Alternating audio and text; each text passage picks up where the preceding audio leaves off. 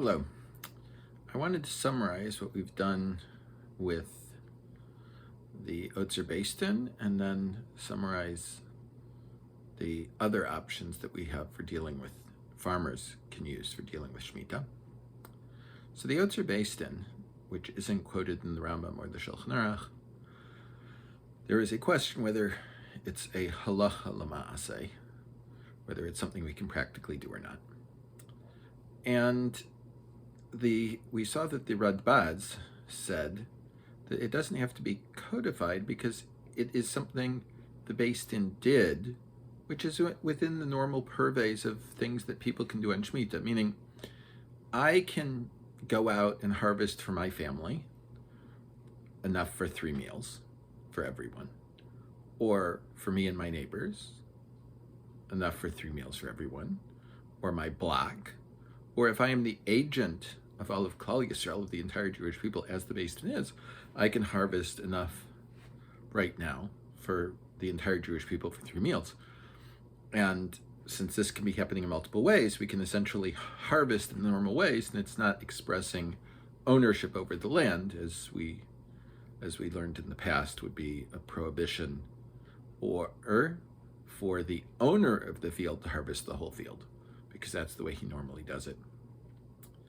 So this is, according to Radbaz's understanding and Rav Kook and the Chazon Ish, simply something that we may do if we choose to obviate the problems of Shmita. And since the Beis Din is allowed to recover the expenses that they had, that the work of the workers and the paying for the equipment used and so on, there's no sanctity of Shmita attached to the money and so on. So that is the basic way that the Otzer Beis Din works. We talked earlier about the heter mechira, that it's not ideal, but it's a true heter, and Rav Kook said it has to be looked at each time it's used, as those that preceded him did, and see whether it's still necessary in one way or another, either for those people that are using the fruit or those people or the farmers to be able to survive financially and so on. And whatever way it is, there are possibilities to look at it. And then, simply from what we've learned in the past, that if it says in the Torah, Sadcha lo tizra, your field, you will not do something. So if it's not a field, it's not the normal way. If it's in a house, for instance, there is no prohibition of Shmita. So too, what's called metzah menutach, if you raise something off the ground, like in a greenhouse, there is no prohibition of Shmita. When the Chazon Ish saw the first hydroponic farms in Israel, he felt this was the ideal solution to the problems of Shmita. It's a way of farming. And this was developed extensively in Gush Katif, of course, because it obviates the problem of having to check for bugs in leafy vegetables, because the greenhouses can be sealed in such a way that there aren't these type of bugs there. And it's been done with special things for Shmita, which I'll attach a connection to, where you can see some pictures of it. And people run plastic, which is possible today, temporary plastic structures over entire fields, in fact, in pieces, and harvesting and so on, so that we create a situation where Shmita does not apply. There is a last, you can, of course, import produce from abroad, and we discussed whether one should spend a little bit more money to support Jewish workers rather than buying from non-Jewish workers.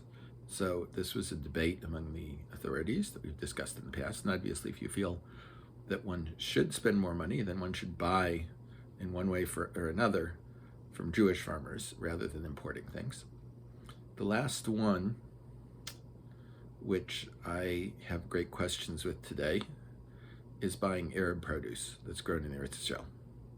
There are 2 reasons why I have a question with this. As I've discussed when we were talking about the heter mechira, Rav Kook questioned why the heter mechira, why selling land wasn't applied in Talmudic times, in Mishnaic times. And he said because when the majority of the land in Eretz Yisrael is owned by Jews, then the sanctity of Shmita applies to all produce of the land, whether it's from Jewish or non-Jewish owned land. Therefore, if the majority of the land is owned by Jews, selling this agricultural land to non-Jews wouldn't help. Therefore, the heter wasn't used. Now, if that is correct, then today, when the majority of the agricultural land in Eretz Yisrael is owned by Jews, then the rules of Shmita would apply to the produce even of non-Jewish produced produce. And if this is true, buying non-Jewish produce wouldn't help at all, according to Rav Kook. That's one issue. There is a second issue that is, as the Otzer Haaretz, the Otzer Beistin that's done, that was started by my Rebbe Rav Drickman, along with Rav Ariel, Rav Yeshiv Cohen, and so on, grew, and they were recruiting more and more farmers to work with it. This Shmita year, the previous Shmita year, 7 years previously, they discovered a lot of farmers that weren't selling their land, and they said they couldn't participate in the Otzer Beistin because they already signed contracts with Arab distributors from Area A that were selling their produce back to Israel, and it is being sold back as Arab-produced produce. So you're getting produce that is clearly produced in violation of the Shemitah, sold to places like Shechem and Ramallah, where Israelis are not allowed to enter, so there can be no supervision of the harvest there. And then these things are sold back under the guise of Arab produce. So there is a real problem and an impossibility to do proper hashgacha on it. That's one issue.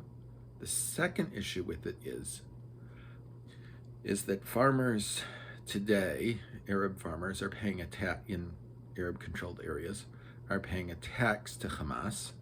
So it is literally a percentage, some percentage, I don't know the exact percentage, of what you're spending on these fruits are going to support terrorist activity. And I at least find that extremely problematic. So in order of preference of what I would think is what you should try and buy produce, the most preferable thing would be Otzer Beistin. Then from the Heter Mechira, from what is sold, then from produce from Chutz La'aretz, and personally I wouldn't even consider buying from Yivul Nochri, from non-Jewish produce in Eretz Yisrael. That would be my way of looking at it.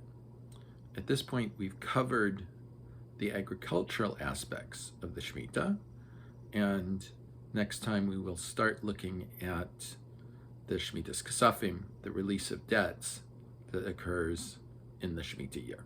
Everyone should have a wonderful day.